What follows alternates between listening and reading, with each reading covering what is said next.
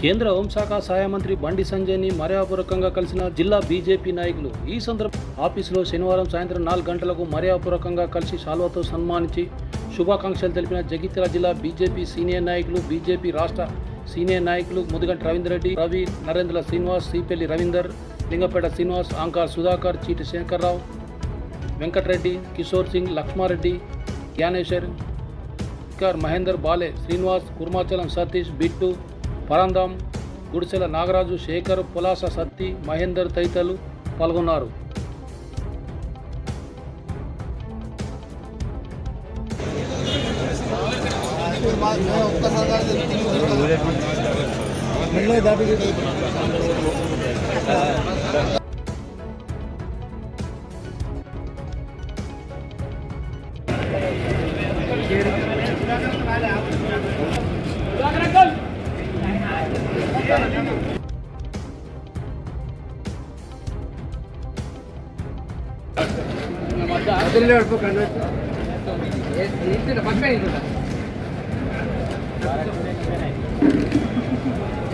Okay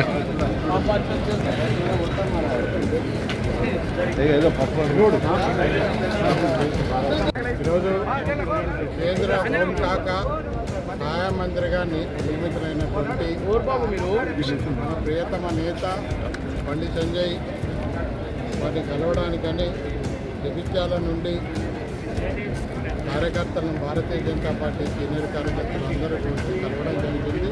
వారికి శుభాకాంక్షలు తెలియజేయడం జరిగింది. ఒక సామాన్యమైనటువంటి కార్యకర్తగా, అంటే ఒక కింది స్థాయి, ఒక జెండా కోసం పనిచేసినటువంటి కింది స్థాయి ఉన్న కార్యకర్తగా మరి ఒక మంత్రి స్థాయికి ఎదిగేటువంటి అవకాశం భారతీయ జనతా పార్టీ ఇచ్చింది. ఇటువంటి అవకాశం ఇవ్వగలిగే ఏకైక పార్టీ భారతదేశంలో భారతీయ జనతా పార్టీ అనేది దీన్ని బట్టి మనకు అర్థమవుతా ఉంది. మరి బండి సంజయ్ గారికి వారికి ఇటువంటి ఒక మంచి అవకాశం వచ్చింది.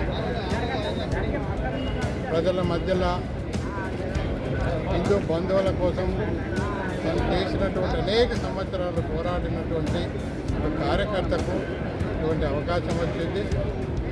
వారికి మరొకసారి భారతీయ జనతా పార్టీ జగిత్యాల శాఖ తరఫున మరొకసారి శుభాకాంక్షలు తెలియజేస్తున్నాను.